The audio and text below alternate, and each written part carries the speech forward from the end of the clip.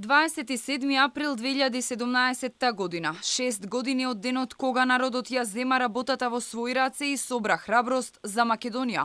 Но не собраа храброст политичарите.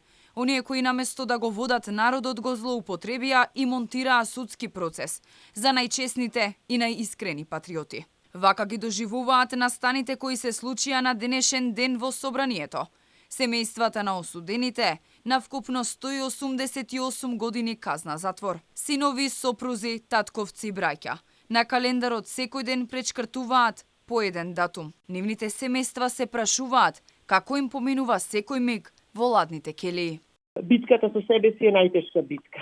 Истовремено да те боли за неправдата која му е нанесена на твоето дете, а треба да бидеш храбар, негова поддржувач, потпора, да му даваш сила и поддршка да истрае додека еден ден не излезе на слобода. Како мајка на неправедно судено дете, која сакаше и почитуваше својата татковина.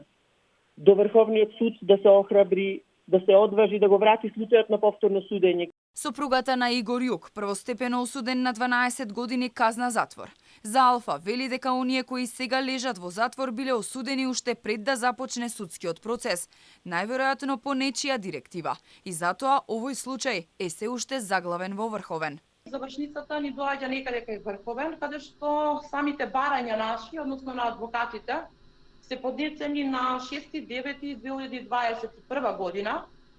Одговор добиваме дури 26.1.2023 година, со тоа што самото јавното обвинителство на тој наш предлог и барање дава предлог да бидат одбиени сите тие барања, со тоа што ги заснова како неосновани.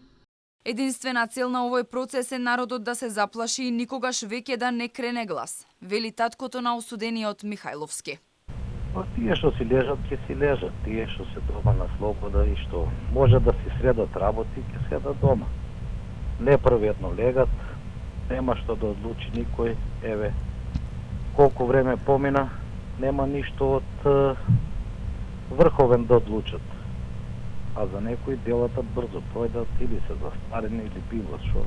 А овие, тоа ќе оправат. Предметот се уште стои некаде во фиоките во Врховен суд и се додека овој суд не одлучи, па дури и да ја одбие иницијативата за повторно судење. Одбраната не може да се жали до Страсбур. Предходно, обвинителството даде негативно мислење за преиспитување на правосилноста на пресудите.